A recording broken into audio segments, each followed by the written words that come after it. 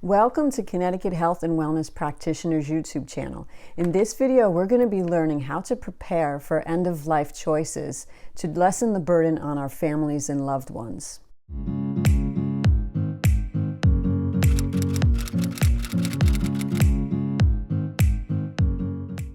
Hi, my name is Kathleen Rouleau. I am an end-of-life consultant and educator. I help people explore the logistical, emotional, and spiritual sides of death and dying, hopefully before the immediate need to make these choices arises. As a hospice nurse, what I witnessed was those who were prepared had less trauma and family drama involved with their end-of-life care.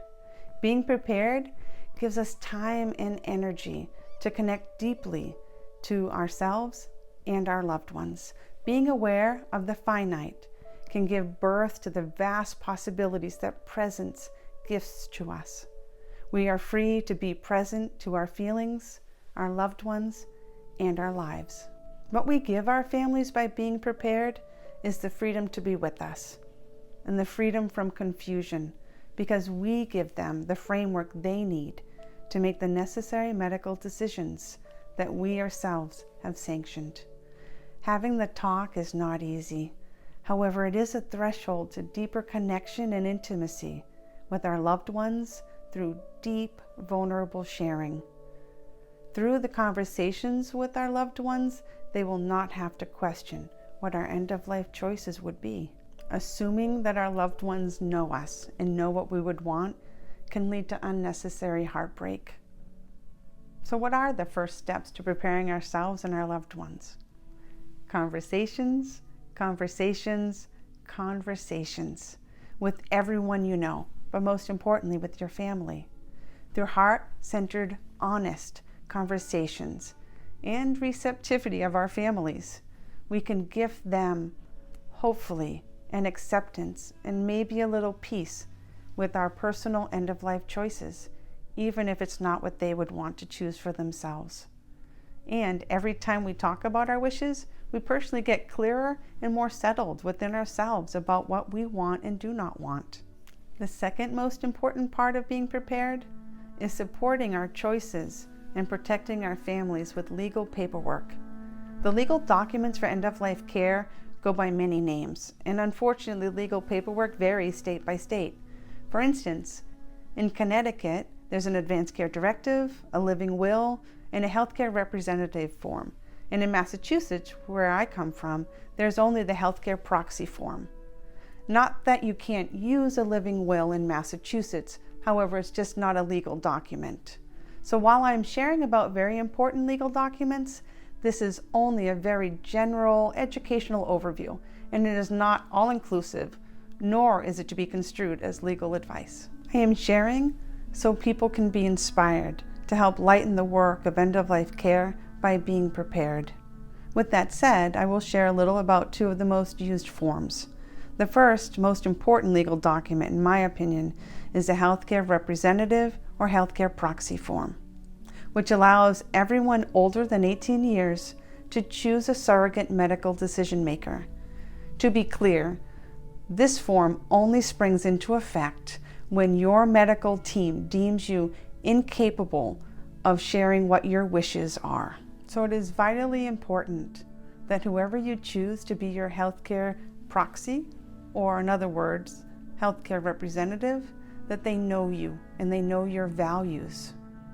Hopefully through conversations and supported by a living will, they will know what you want.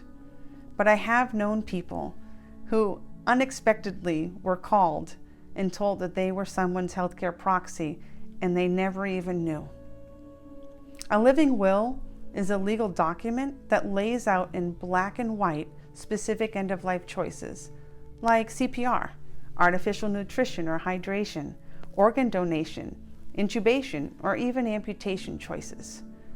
It can be as specific or as general as you like. I always recommend to my clients that they revisit and revise every few years. Not only does technology change, but so do we, as well as our relationships in life and to life. There are many other important legal forms to know about. For instance, a most or a post, wills, durable power of attorney. At the end of this video, there will be a slide with different websites to go to for further research. You can also go to your local government website to get all the forms you need that are state-specific to start preparing right now. There is one more form I would like to introduce. It is called the Designation of Agent for After-Death Arrangements. This document sets forth the foundation for your body to be returned to the earth as a gift of gratitude, not as a burden. The ecological footprint of our current funeral practices are astronomical on our environment. More and more people are aware that embalming fluid is a health hazard. The statistics that funeral workers have higher cancer rates than the general public points to this.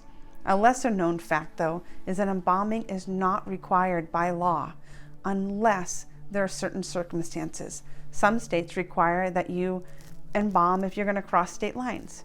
And for instance, Connecticut requires it if you have a communicable disease.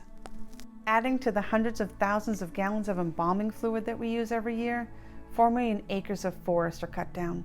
That's enough wood to build 4.6 million single-family homes.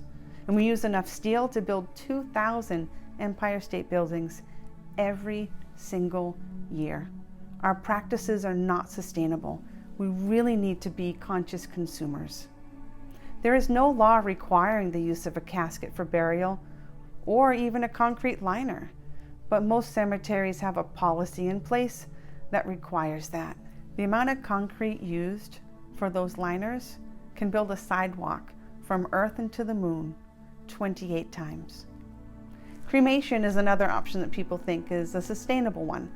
However, in fact, it is not that sustainable. The energy used to cremate one body can power a car to drive across the United States completely and halfway back again.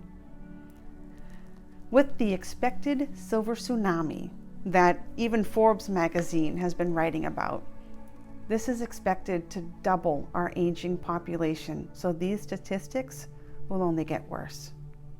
One way to support environmentally friendly burial practices is to inquire if your local cemetery has a green burial option.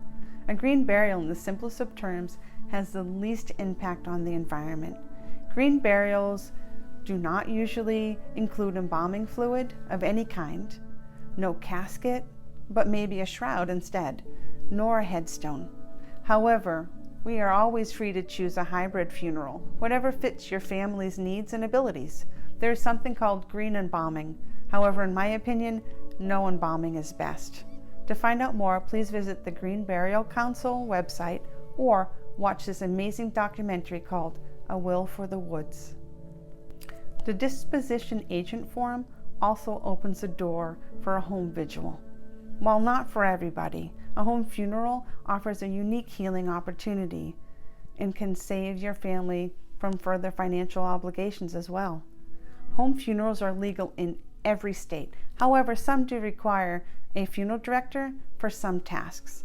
Imagine this. Your best friend, lover, confidant, and mate is going on a long trip abroad. You go to them and embrace, a long embrace filled with tender touch, speaking words of great love and gratitude, filling their every cell with permeable love, connecting deeply to their soul. That lovingly heart-expanding feeling is what a home funeral ritual can give you. It takes great courage and commitment, which all conscious living asks of us. With preparation, we are free to make choices that best fit us and our families. If you want the $27,000 funeral, go for it. But if you want more time with your loved one and a gentler carbon footprint, there are other options. Instead of an 18-gauge stainless steel or bronze casket, you can choose a traditionally made wicker casket or even a shroud. Whatever you and your family choose, my wish is that you connect deeply to your loved ones, that you allow yourself to be firmly rooted in your life, and may your death inspire a deeper commitment to conscious living in the generations to come.